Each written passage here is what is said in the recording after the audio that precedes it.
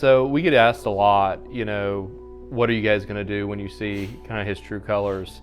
What are you guys going to do when the anger outburst happens, or the physical violence happens, or he punches a hole in the sheetrock, because that's what he's done at home. Or runs off. The reality is, and it's hard for parents to get this, but we do this all the time. This is not our first rodeo, and that's kind of what we're geared for. We want to see that from young men because we have to deal with the real boy. We have to deal with where he really is and what he's really struggling with. And until we see kind of those kind of bottom line, behaviors, we're not able to really deal with the real human. A lot of times we're just getting performance.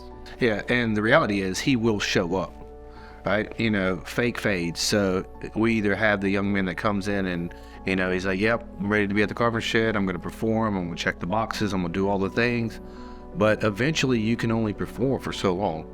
Right. Or we have the other guy that's kicking and screaming coming, and he doesn't want any part of being here. And then, we get to see and deal with kind of the underlying pieces of that. I hate to laugh at it a little bit, but I get the calls, these found when they describe their son and the chaos he's creating. I think 6'4", 250, muscled up, like, man, my gosh, who we're getting.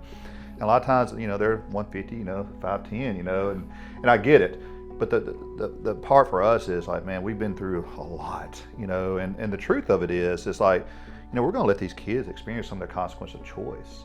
The question, I always put back to families, like, man, what do you see happening right now that's going to change the narrative for you? Like, if you keep doing the same things that you're doing now, what's going to change? And the truth is nothing, man. So, like, you got to step out on a little faith here, right? And trust that what we're saying is true and noble, and that we're going to follow through what we say. And that's scary. That's a scary spot for a family to be, to relinquish control to guys they have never met, know that, hey, what we say is true. But, man, that's, if you can do that, yeah, that's where the real and that takes time. We're essentially asking families to trust someone they don't know in West Monroe, Louisiana, which is tough by any stretch.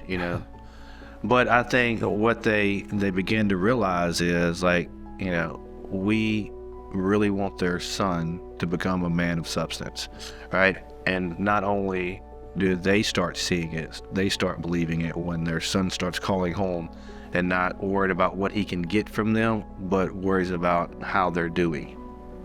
Right.